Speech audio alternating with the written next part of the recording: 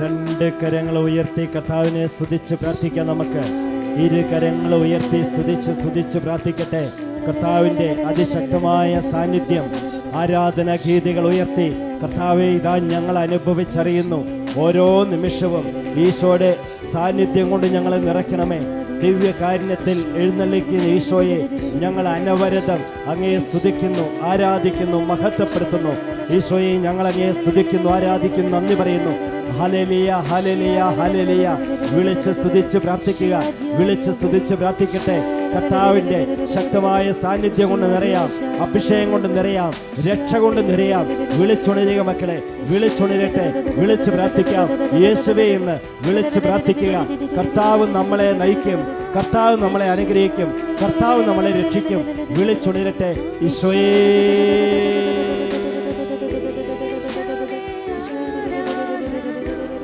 കൈകൾ കൂപ്പിക്കൊണ്ട് ഒന്ന് ചേർന്ന് ആരാധിച്ച്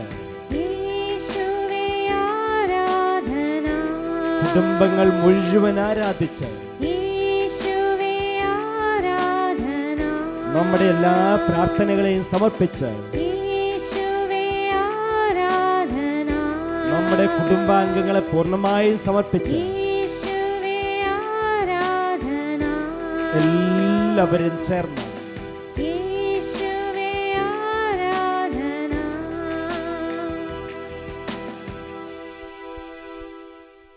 പരിശുദ്ധ പരമ ദിവ്യകാരുണ്യത്തിന് എന്നേരവും ആരാധനയും സ്തുതിയും പുകഴ്ചയും ഉണ്ടായിരിക്കട്ടെ.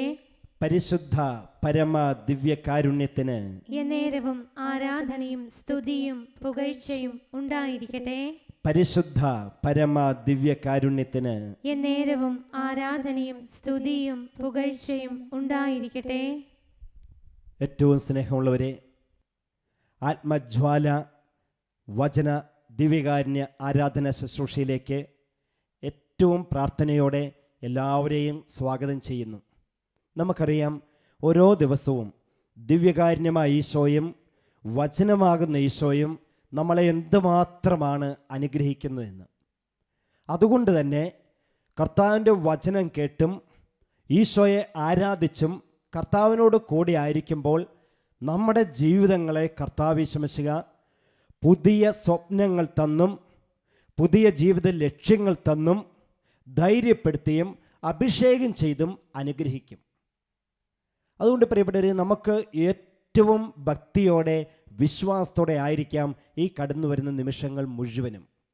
ഇന്ന് നമുക്ക് ഈശോ നമുക്കായി നൽകുന്ന ദൈവവചനം വിശുദ്ധ ലൂക്കായുടെ സുവിശേഷം 24-ാം അധ്യായത്തിൽ നിന്ന് 13, 14, 15 വചനങ്ങളാണ്. 3 വചനങ്ങളാണ് ഈശോ നമുക്കായി നൽകുന്നത്. നമുക്ക് ആ വചനം ഒന്ന് ആദ്യം വായിച്ചു കേൾക്കാം.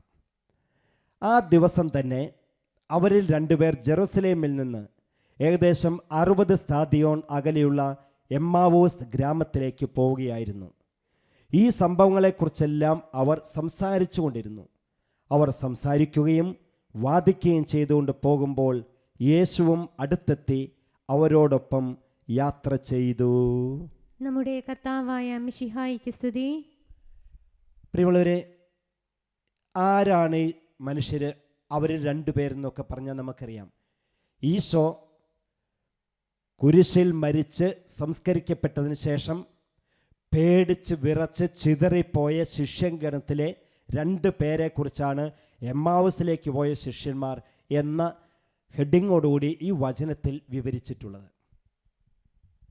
അവരിങ്ങനെ ഉൾഭയത്തോടുകൂടി പുറത്തെങ്ങും പകൽ സമയങ്ങളിൽ ഇറങ്ങി നടക്കാൻ പേടിച്ചിട്ട് രാത്രിയായപ്പോഴിതാ അവർ ജെറുസലേമിൽ നിന്ന് 60 സ്താദിയോൺ ദൂരത്തുള്ള എമ്മാവൂസിലേക്ക് കാൽനടയായി പോകുന്നു.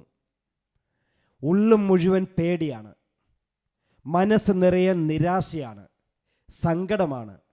എല്ലാ സ്വപ്നങ്ങളും തകർന്നടിഞ്ഞ 2 പേര്. അതുകൊണ്ട് ഇന്ന് നമ്മൾ മനസ്സിലാക്കേണ്ടത്, ഈ വചനം ധ്യാനിക്കുന്നതും മനസ്സിലാക്കേണ്ടതും ഇങ്ങനെയാണ്. നമ്മുടെ ജീവിതത്തിൽ എല്ലാം നഷ്ടപ്പെടുമ്പോൾ നഷ്ടപ്പെട്ടതെല്ലാം തിരിച്ചു തരാൻ കർത്താവ് കൂടെ വരും. ജീവിതത്തിലെ എല്ലാ കാര്യങ്ങളും നഷ്ടപ്പെടുമ്പോൾ നഷ്ടപ്പെട്ടത് എന്താണോ അതെല്ലാം തിരിച്ചു തരാൻ കർത്താവ് നമ്മുടെ കൂടെ വരും. ഇങ്ങനെ വേണം ഈ ദൈവവചനത്തെ, ഇപ്പോൾ നമ്മൾ ശ്രവിച്ച ദൈവവചനത്തെ നമ്മൾ മനസ്സിലാക്കാനായിട്ട്. പ്രിയപ്പെട്ടവരെ, ഒറ്റ വാക്കിൽ പറഞ്ഞാലുണ്ടല്ലോ, നമ്മുടെ സങ്കട സമയങ്ങളിലെല്ലാം നമ്മളെ ആശ്വസിപ്പിക്കാൻ, നമ്മളെ ശക്തിപ്പെടുത്താൻ, നമ്മളെ അഭിഷേകം ചെയ്യാൻ കർത്താവ് നമ്മുടെ കൂടെ ഉണ്ടായിരിക്കും. പലപ്പോഴും നമ്മൾ ഓർക്കും, ഓ എനിക്ക് ആരുമില്ല, എന്നെ സഹായിക്കാൻ ആരുമില്ല, വർത്തമാനം പറയാൻ ആരുമില്ല, സ്നേഹിക്കാൻ ആരുമില്ല. എനിക്കൊരു പരാജയം ഉണ്ടായപ്പോൾ, ബിസിനസ് തകർന്നപ്പോൾ, രോഗം വന്നപ്പോൾ, കടബാധയായപ്പോൾ സുഹൃത്തുക്കളൊക്കെ എന്നെ വിട്ടുപോയി, ഇപ്പോൾ ആരുമില്ല എന്ന് ചിന്തിച്ച് നിരാശപ്പെടുന്നവരുണ്ട്. പ്രിയപ്പെട്ട മക്കളെ, ഉറപ്പായും ഉള്ളിൽ കുറിച്ച് വെച്ചോ, നമ്മുടെ ജീവിതത്തിൽ എല്ലാം നഷ്ടപ്പെടുമ്പോൾ എല്ലാം തിരിച്ചു തരാനായിട്ട് കർത്താവ് കൂടെ വരും. എന്തേ അങ്ങനെ പറയുന്നത്? ഈ ശിഷ്യന്മാരുടെ സ്വപ്നങ്ങളൊക്കെ തകർന്നടിഞ്ഞില്ലേ? ശിഷ്യന്മാർക്ക് ഒത്തിരിയേറെ സ്വപ്നം ഉണ്ടായിരുന്നു. കർത്താവ് യേശുമിശിഹാ രാജാവാകുമെന്നും ആ രാജ്യത്വത്തിൽ രാജാവായ ഈശോയുടെ കൂട്ടത്തിൽ വലിയ അധികാരികളായി ജീവിക്കാമെന്നും അവർ മെനഞ്ഞെടുക്കാത്ത സ്വപ്നങ്ങളില്ല, നെയ്തുകൂട്ടാത്ത സ്വപ്നങ്ങളില്ല. അത്രയേറെ സ്വപ്നങ്ങൾ അവർ നെയ്തുകൂട്ടിയിരുന്നു. ക്ഷണം നേരം കൊണ്ടാണ് എല്ലാം തകർന്നടിഞ്ഞത്, ഒന്നുമില്ലാതെ തരിപ്പണമായി പോയത്. അവർക്ക് നിരാശയായി, പേടിയായി, വിഷമമായി. ഇനി ഭാവി നോക്കുമ്പോൾ തീർത്തും ഇരുളടഞ്ഞതായിത്തീർന്നു. ആ സമയത്ത് ഈശോ ശിഷ്യന്മാരുടെ അടുത്തോട്ട് ചെന്നില്ലേ? ഇതാണ് പ്രിയപ്പെട്ടവരെ കർത്താവ് യേശുമിശിഹായുടെ പ്രത്യേകത. ഇനി എന്തിനു വേണ്ടിയിട്ടാണ് ഈ ശിഷ്യന്മാരുടെ കൂടെ ഈശോ നടന്നത്, അടുത്ത് ചെന്ന് ഇങ്ങനെ കൂട്ടത്തിൽ നടന്നത്? രണ്ട് കാര്യത്തിന് വേണ്ടിയിട്ടാണ് പ്രധാനമായിട്ടും. ഒന്നാമതായിട്ട്, വലിയ നിരാശയുള്ള സമയത്താണ് നമ്മൾ തെറ്റായ തീരുമാനങ്ങൾ എടുക്കാൻ ഇടയാകുന്നത്. അങ്ങനെ പറഞ്ഞാൽ നമുക്ക് കൃത്യമായിട്ട് മനസ്സിലാകും. വലിയ കടബാധ്യത ഉണ്ടായി, ചില ആളുകൾ ഇനി രക്ഷയില്ല എന്ന് വിചാരിച്ച് എടുക്കുന്ന തീരുമാനം, ഇനി ജീവിച്ചിട്ട് കാര്യമില്ല, ആത്മഹത്യ ചെയ്യും. ചിലർ വീട്ടിൽ നിന്ന് ഇറങ്ങി പുറപ്പെട്ടു പോകും. ഒത്തിരിയേറെ സംഭവങ്ങൾ നമുക്കറിയാം അങ്ങനെയുള്ളത്.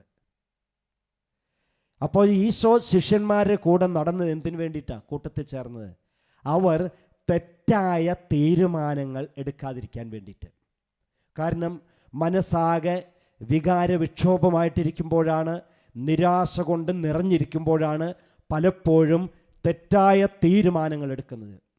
വഴക്കുണ്ടാകുന്നതും ആ വഴക്ക് അടിപിടിയിലും കൊലപാതകത്തിലും ഒക്കെ കലാശിക്കുന്നത് എപ്പോഴാണ്? ആകെ വികാരവിക്ഷോഭമായ മനസ്സുകൊണ്ട് തെറ്റായ തീരുമാനം എടുക്കുമ്പോൾ. അതുകൊണ്ട് ഈശോ ശിഷ്യന്മാരുടെ കൂടെ നടന്നു. അവർ അങ്ങനെ തെറ്റായിട്ടുള്ള ഒരു തീരുമാനത്തിലും എത്തിച്ചേരാതിരിക്കാൻ വേണ്ടി. രണ്ടാമത് ഈശോ അവരുടെ കൂട്ടത്തിൽ ചെന്നതും നടന്നതും എന്തിനു വേണ്ടിയിട്ടാണെന്നോ? അവരെ പ്രതീക്ഷ കൊടുത്ത്, പ്രത്യാശ കൊടുത്ത്, ശക്തി പകർന്ന്, പുതിയ സ്വപ്നങ്ങൾ നൽകി അവരെ വളർത്താനും ഉയർത്താനുമായിട്ട്. ഇപ്പോൾ തകർന്നടിഞ്ഞ അവരുടെ ജീവിതാവസ്ഥയിൽ നിന്നും അവരുടെ ജീവിതത്തെ പുനരുദ്ധരിക്കാൻ വേണ്ടിയിട്ട്, പടുത്തുയർത്താൻ വേണ്ടിയിട്ട് കർത്താവ് യേശുമിശിഹാ അവരുടെ കൂടെ നടന്നു. ഇത് പ്രിയപ്പെട്ടവരെ നമ്മളെ സംബന്ധിച്ചും അക്ഷരാർത്ഥത്തിൽ ശരിയല്ലേ? നമ്മളെ ജീവിതത്തിൽ തെറ്റായ തീരുമാനം എടുക്കുന്നത് ഇങ്ങനെയുള്ള ഒരു പരാജയമോ ഒരു നിരാശയോ ഒക്കെ ഉണ്ടാകുമ്പോഴാണ് തെറ്റായ തീരുമാനത്തിലെത്തുന്നത്. ഇനി നമ്മൾ ഇങ്ങനെയൊന്നും എടുക്കാതെ നമ്മളെ ശക്തിപ്പെടുത്തുന്നതും നമുക്ക് പുതിയ സ്വപ്നങ്ങൾ ഉണ്ടായിത്തീരുന്നതും പുതിയ ചിന്തകൾ വരുന്നതും പ്രതീക്ഷയും ഒക്കെ വരുന്നത് എപ്പോഴാണ്? കർത്താവിൻ്റെ അടുത്തോട്ട് വരുമ്പം, ദിവ്യകാരുണ്യമായ ഈശോയുടെ അടുത്തേക്ക് വരുമ്പോൾ. അതുകൊണ്ട് എൻ്റെ പ്രിയപ്പെട്ട മക്കളെ, എനിക്ക് ഇന്നെല്ലാവരോടും ഉത്ബോധിപ്പിക്കാനുള്ളത് ഇതാണ്: ഈശോയുടെ അടുത്തോട്ട് വാ. നമ്മൾ കർത്താവിൻ്റെ അടുത്തോട്ട് വന്നാൽ മതി. ഏത് സമയത്തും ഏത് പ്രതിസന്ധിയുമാകട്ടെ, ഞാൻ ഇന്നിന്ന പ്രശ്നങ്ങളെന്നോ 1, 2, 3 എന്നൊന്നും പറയുന്നില്ല. ഏത് പ്രശ്നവുമാകട്ടെ, ഈശോയുടെ അടുത്തോട്ട് പോരെ. കർത്താവ് നമ്മളെ പുനരുദ്ധരിക്കും. എന്തൊക്കെയാണോ നഷ്ടപ്പെട്ടതെല്ലാം 10 ഇരട്ടിയായി കർത്താവ് യേശുമിശിഹ നമുക്ക് തിരിച്ചു തരും. ഈ ശിഷ്യന്മാർക്ക് നഷ്ടപ്പെട്ടു ഒത്തിരിയേറെ കാര്യങ്ങൾ. എല്ലാം കർത്താവ് തിരിച്ചു കൊടുത്തില്ലേ? ധൈര്യം തിരിച്ചു കൊടുത്തു, ശക്തി തിരിച്ചു കൊടുത്തു, കർത്താവ് യേശുമിശിഹായെ തന്നെ തിരിച്ചു കൊടുത്തു. അങ്ങനെ നഷ്ടപ്പെട്ടതൊക്കെ 10 ഇരട്ടിയായി തിരിച്ചു കൊടുത്തു. അതിനു വേണ്ടിയിട്ടാണ് കർത്താവ് നമ്മുടെ കൂടെ വരുന്നത്. ഇനി പ്രിയപ്പെട്ടവരെ, അടുത്തതായി നമ്മൾ ഈ വചനത്തിൽ മനസ്സിലാക്കുന്നത് എങ്ങനെയാണെന്നോ, ഈശോ ഇങ്ങനെ വിഷമിച്ചും സങ്കടപ്പെട്ടും നിരാശപ്പെട്ടും ഇരിക്കുന്ന ആളെ കാണുമ്പോൾ ഹായ് എന്തൊക്കെയുണ്ട് വിശേഷം, സുഖമല്ലേ, ഹായ് ഹോയ് എന്നും പറഞ്ഞ് കൈ ഇങ്ങനെ കാണിച്ചിട്ട് കടന്നു പോവില്ല. കൂടെ വരും, കൂടെ നടക്കും. അതല്ലേ ഈശോ സുഖമല്ലേ എന്ന് ചോദിച്ചിട്ട് അവരെ വിട്ടു പോയോ? 60 സ്താദിയോൺ ദൂരം കർത്താവ് യേശുമിശിഹ ആ രാത്രി മുഴുവൻ എന്ന വിധത്തിൽ ഈശോ അവരുടെ കൂടെ നടന്നു. ഉറപ്പായും വിശ്വസിച്ചോ മക്കളെ, ഇന്ന് കർത്താവ് യേശുമിശിഹ നമ്മുടെ കൂടെയുണ്ട്. ദുഃഖിക്കുന്നവരുടെ കൂടെ, വേദനിക്കുന്നവരുടെ കൂടെ, വിഷമമുള്ളവരുടെ കൂടെ, പരാജിതൻ്റെ കൂടെ കർത്താവ് യേശുമിശിഹയുണ്ട്. അല്ലാതെ ഈശോ ഒരു ഹായ് സുഖമല്ലേ എന്ന് ചോദിച്ചിട്ട് വിട്ടുകളയുന്ന വ്യക്തിയല്ല. നമ്മുടെ കൂടെ വരും. നമ്മളെ വളർത്താനായിട്ട്, നമ്മളെ ഉയർത്താനായിട്ട്, പുനരുദ്ധരിക്കാനായിട്ട് കർത്താവ് കൂടെ വരും. അവസാനമായിട്ട് നമ്മൾ മനസ്സിലാക്കണം പ്രിയപ്പെട്ടവരെ, ഈശോയുടെ കൂടെ നടക്കുക എന്ന് പറഞ്ഞാൽ അതിൽ പരം എന്ത് സന്തോഷമാണുള്ളത്. നമുക്കൊക്കെ ഇഷ്ടമാണ് പ്രിയപ്പെട്ടവരുടെ കൂടെ നടക്കാൻ. നമ്മളെ സ്നേഹിക്കുന്നവരുടെ കൂടെ, നമ്മൾ സ്നേഹിക്കുന്നവരുടെ കൂട്ടത്തിൽ നടക്കാനും യാത്ര ചെയ്യാനും ഭക്ഷണം കഴിക്കാനും ഒക്കെ നമുക്കിഷ്ടമാണ്. അങ്ങനെയാണെങ്കിൽ ഈശോയുടെ കൂടെ നടക്കുക എന്ന് പറഞ്ഞാൽ അതിൽ പരം സന്തോഷമുണ്ടോ? കർത്താവിത നമ്മുടെ കൂടെ നടക്കുന്നു. അപ്പോൾ അതിൻ്റെ അർത്ഥം എന്നതാ, നമ്മളെ കർത്താവിന് അത്രയേറെ ഇഷ്ടമാണ്. അപ്പം നമ്മൾ എന്നാ ചെയ്യണ്ടേ? ഈശോയുടെ കൂടെ ആയിരിക്കണം. ഈശോയെ നമ്മളും അത്രയേറെ ഇഷ്ടപ്പെടണം. അപ്പം നമ്മുടെ കൂടെയുള്ള കർത്താവിനോടൊപ്പം ജീവിക്കുക എന്ന് പറഞ്ഞാൽ അതാണ് പ്രിയപ്പെട്ടവരെ ജീവിതത്തിലെ ഏറ്റവും വലിയ സൗഭാഗ്യം. നമുക്ക് എഴുന്നേറ്റ് നിൽക്കാം. എഴുന്നേറ്റ് നിന്ന് ആ കർത്താവിനെ ഒന്ന് സ്തുതിച്ച് പ്രാർത്ഥിക്കാനായിട്ട് ഒരുങ്ങാം. എല്ലാവരും 2 കരങ്ങളും തുറന്നു പിടിച്ച് കർത്താവിനെ ഒന്ന് സ്തുതിച്ച് പ്രാർത്ഥിക്കുക. ഈശോ നമ്മുടെ കൂടെയുണ്ട്. നമ്മുടെ വേദനകളിൽ, നമ്മുടെ സങ്കടങ്ങളിൽ, നമ്മുടെ സഹനങ്ങളിൽ, നമ്മുടെ വിഷമങ്ങളിൽ നമ്മുടെ കൂടെയുള്ള കർത്താവ് നമ്മളെ ഒരിക്കലും ഒറ്റയ്ക്കാക്കി വിടാൻ ഈശോ ഉദ്ദേശിക്കുന്നില്ല. ഈശോ നമ്മളെ അങ്ങനെ ഒറ്റയ്ക്കാക്കിയില്ല, എപ്പോഴും നമ്മുടെ കൂടെയുണ്ട്. അതുകൊണ്ട് പ്രിയപ്പെട്ടവരെ, നമുക്ക് നമ്മുടെ സങ്കടങ്ങൾ കർത്താവിനോട് പറയാം. ആ ശിഷ്യന്മാർ എല്ലാ കാര്യങ്ങളും ഈശോയോട് പറഞ്ഞതുപോലെ, ആ ദിവസങ്ങളിൽ സംഭവിച്ച സകല കാര്യങ്ങളും പറഞ്ഞു കൊടുത്തതുപോലെ നമുക്ക് നമ്മുടെ ജീവിതത്തിലെ എല്ലാ സങ്കടങ്ങളെയും, എല്ലാ സഹനങ്ങളെയും, എല്ലാ വേദനകളെയും കർത്താവിനോട് പറയാം. ഈശോ നമ്മളെ രക്ഷിക്കും. ഈശോ നമ്മുടെ കൂടെ വരും. ഈശോ നമ്മുടെ കൂടെ നടക്കും. ആ കർത്താവിനെ 2 കരങ്ങൾ ഉയർത്തിയൊന്ന് വിളിച്ച് സ്തുതിച്ച് പ്രാർത്ഥിച്ച് യേശുവേ എന്ന് വിളിച്ച് സ്തുതിച്ച് പ്രാർത്ഥിക്കുക. കർത്താവിൻ്റെ അതിശക്തമായ സാന്നിധ്യം കൊണ്ട് നിറയാൻ, രക്ഷ കൊണ്ട് നിറയാൻ, അഭിഷേകം കൊണ്ട് നിറയാൻ ഈശോ നമ്മളെ അനുഗ്രഹിക്കും. വിളിച്ച് പ്രാർത്ഥിക്കാം. വിളിച്ചുണരട്ടെ. എല്ലാവരും ചേർന്ന് ഈശോയേ. സഹനങ്ങളാലെൻ്റെ മനസ്സാകെ നീറുമ്പോൾ കർത്താവേ ആശ്വാസം നൽകണമേ. എല്ലാവരും ഒരുമിച്ച് ആലപിക്കുക. സഹനങ്ങളാലെൻ്റെ മനസ്സാകെ നീറുമ്പോൾ കർത്താവേ ആശ്വാസം നൽകണമേ. കൈകൾ ഇങ്ങനെ യാചനാരൂപത്തിൽ പിടിക്കുക മക്കളെ. കർത്താവിനെ തന്നെ നോക്കുക. എമ്മാവൂസിലേക്ക് പോയ ആ ശിഷ്യന്മാരുടെ മനസ്സ് മുഴുവൻ സഹനങ്ങളുടെ ചിന്തകളായിരുന്നു, വേദനകളുടെ ഓർമ്മകളായിരുന്നു, സ്വപ്നങ്ങളെല്ലാം തകർന്നടിഞ്ഞതിൻ്റെ നിരാശയായിരുന്നു. അങ്ങനെയുള്ള ശിഷ്യന്മാരുടെ അടുത്തേക്കാണ് ഈശോ ചെന്നതും അവരുടെ കൂടെ യാത്ര ചെയ്തതും. എൻ്റെ ഈശോയെ, ഞങ്ങളുടെ ജീവിതത്തിൽ വേദനകൾ ഉണ്ടാകുന്ന ഒട്ടനവധി അനുഭവങ്ങളുണ്ട്, അവസരങ്ങളുണ്ട്. ഈശോയെ, ആ സമയത്ത് ഞങ്ങൾ ഒറ്റയ്ക്കല്ല എന്നും അങ്ങ് ഞങ്ങളുടെ കൂടെ നടക്കുന്നുണ്ട്, ഞങ്ങളുടെ കൂടെ ഉണ്ടെന്നുള്ള ശക്തമായ ബോധ്യം ഞങ്ങൾക്ക് തന്ന് അനുഗ്രഹിക്കണമേ. ഈശോയെ, എന്തുമാത്രം സഹനങ്ങളാണ് പല വീടുകളിലും ഓരോരുത്തരും അനുഭവിക്കുന്നത്. സഹനങ്ങളുടെ കൂമ്പാരത്തിൻ്റെ ഉള്ളിൽ കഴിയുന്ന മക്കളെ സമർപ്പിച്ച് പ്രാർത്ഥിക്കുന്നു. കർത്താവെ, അവരുടെയൊക്കെ ജീവിതത്തിലേക്ക് അങ്ങ് വരണമേ.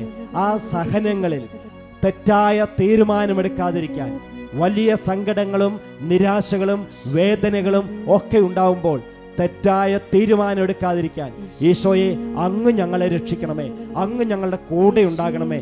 2 കരങ്ങൾ ഉയർത്തുക മക്കളെ, 2 കരങ്ങൾ ഉയർത്തുക. കർത്താവിനെ വിളിച്ച് പ്രാർത്ഥിക്കാം. ഈശോ നമ്മുടെ കൂടെ നടക്കുന്നു, ഈശോയുടെ കൂടെ നമുക്കും ജീവിക്കാം. കരമുയർത്തി, സഹനങ്ങളാൽ നമ്മുടെ ജീവിതങ്ങളൊക്കെ വല്ലാതെ വിഷമിക്കുമ്പോൾ കർത്താവേ, ഞങ്ങളെ രക്ഷിക്കാൻ വരണമേ എന്ന് ശിഷ്യന്മാരുടെ അടുത്ത് വന്നതുപോലെ ഞങ്ങളെ രക്ഷിക്കാൻ വരണമേ എന്ന് കരമുയർത്തി, സ്വരമുയർത്തി വിളിച്ച് പ്രാർത്ഥിക്കാം. ഈശോയേ, സഹനങ്ങളാലെൻ്റെ മനസ്സാകെ നീറുമ്പോ കർത്താവേ ആശ്വാസം നൽകണമേ. കൈകൾ യാചനാരൂപത്തിൽ പിടിച്ച് എല്ലാവരും ചേർന്ന്, സഹനങ്ങളാലെൻ്റെ മനസ്സാകെ നീറുമ്പോ ഈശോയേ, കർത്താവേ ആശ്വാസം നൽകണമേ. കരങ്ങൾ കൂപ്പുക മക്കളെ.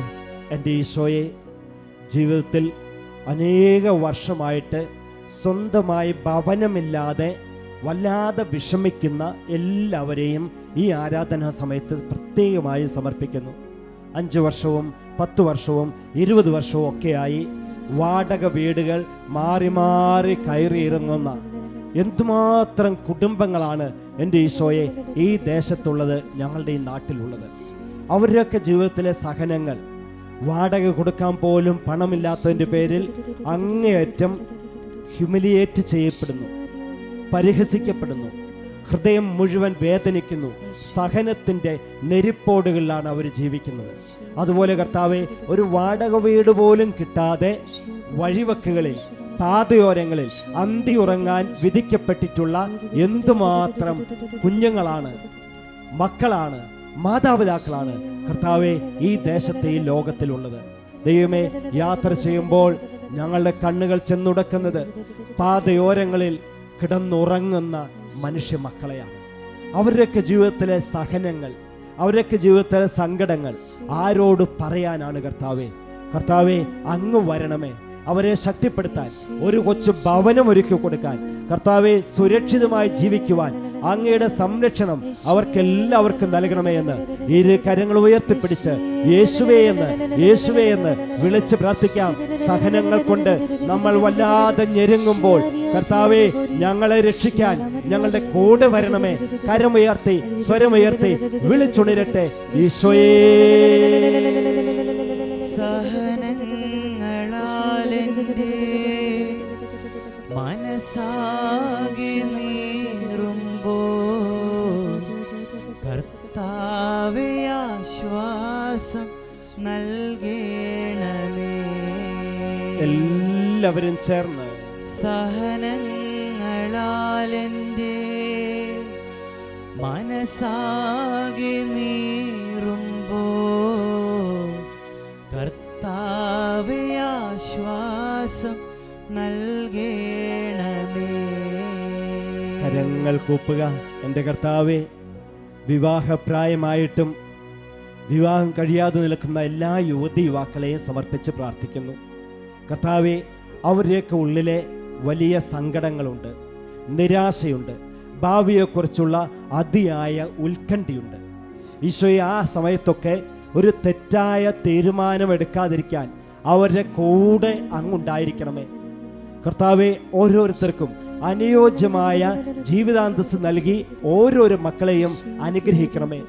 ഈശോയെ, വിവാഹം കഴിഞ്ഞിട്ടും മക്കളില്ലാതെ സഹിക്കുന്ന, സങ്കടപ്പെടുന്ന, നിരാശപ്പെടുന്ന ദമ്പതികളെ സമർപ്പിച്ച് പ്രാർത്ഥിക്കുന്നു.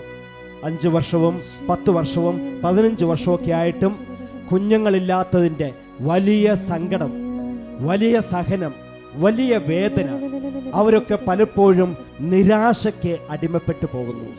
എൻ്റെ പൊന്നു തമ്പുരാനെ, ഈ ആരാധന സമയത്ത് ഞങ്ങൾ പ്രാർത്ഥിക്കുന്നു, അവരൊക്കെ ഇങ്ങനെ സഹിക്കുമ്പോൾ, വേദനിക്കുമ്പോൾ അവരെ ഒന്ന് ആശ്വസിപ്പിക്കാൻ, അവർക്ക് കുഞ്ഞുങ്ങളെ നൽകുവാൻ ഈശോയെ അവരുടെ കൂടെ അങ്ങുണ്ടായിരിക്കണമേ. അവർ തെറ്റായ ഒരു തീരുമാനം എടുക്കാതിരിക്കാൻ, നിരാശയുടെ അഗാധത്തിലേക്ക് പതിക്കാതിരിക്കുവാൻ അങ്ങ് അവരുടെ കൂടെ ഉണ്ടാകണമേ. ഇരു കരങ്ങൾ ഉയർത്തുക മക്കളെ. കുഞ്ഞുങ്ങളില്ലാത്ത എല്ലാ ദമ്പതികൾക്കും വേണ്ടി 2 കരങ്ങൾ ഉയർത്തിപ്പിടിച്ച് യേശുവേ എന്ന് വിളിച്ച് പ്രാർത്ഥിക്കാം. നമുക്ക് വിളിച്ച് പ്രാർത്ഥിക്കാം. അവരുടെ സഹനങ്ങളെ കർത്താവ് ഏറ്റെടുക്കും. അവരുടെ സഹനങ്ങളെ ഈശോ അനുഗ്രഹിക്കും. എല്ലാം നഷ്ടപ്പെടുമ്പോൾ എല്ലാം തിരിച്ചു തരാനായിട്ട് കർത്താവ് തിരിച്ചു വരുന്നു. കർത്താവ് അനുഗ്രഹിക്കുന്നു. കരമുയർത്തി, സ്വരമുയർത്തി വിളിച്ച് പ്രാർത്ഥിക്കട്ടെ. ഈശോയേ, സഹനങ്ങളാലെൻ്റെ മനസാകെ നീറുമ്പോൾ ഈശോയേ, കർത്താവേ ആശ്വാസം നൽകേണമേ. കൈകൾ യാചനാരൂപത്തിൽ പിടിച്ച് സഹനങ്ങളാലെൻ്റെ കർത്താവേ മനസാകെ നീറുമ്പോൾ കർത്താവേ ആശ്വാസം നൽകേണമേ. മുട്ടുകൾ കുത്തിക്കൊണ്ട് സഹനങ്ങളാലെൻ്റെ മനസാകെ നീറുമ്പോൾ കർത്താവേ ആശ്വാസം നൽകേണമേ. മക്കളെ, നമുക്ക് 2 കൈകളും ഇങ്ങനെ യാചനാരൂപത്തിൽ തുറന്നു പിടിച്ച് കർത്താവിനെ സ്തുതിച്ച് പ്രാർത്ഥിക്കാം. സ്തുതിച്ച് പ്രാർത്ഥിച്ച് ഈശോയുടെ ആശീർവാദം ഏറ്റു സ്വീകരിക്കാം. ഈശോ ഇതാ നമ്മുടെ കൂടെ ജീവിച്ച്, നമ്മുടെ കൂടെ നടന്ന്, നമ്മളെ ശക്തിപ്പെടുത്തി, നമ്മളെ അഭിഷേകം ചെയ്ത്, നമ്മളെ അനുഗ്രഹിച്ച്, എന്തൊക്കെയാണോ നഷ്ടപ്പെട്ടത് അതൊക്കെ തിരിച്ചു തരുന്ന കർത്താവിൻ്റെ ആശീർവാദം നമുക്ക് ഏറ്റു സ്വീകരിക്കാം. എല്ലാവരും കർത്താവിനെ സ്തുതിച്ച് പ്രാർത്ഥിക്കട്ടെ. Hallelujah, hallelujah, hallelujah.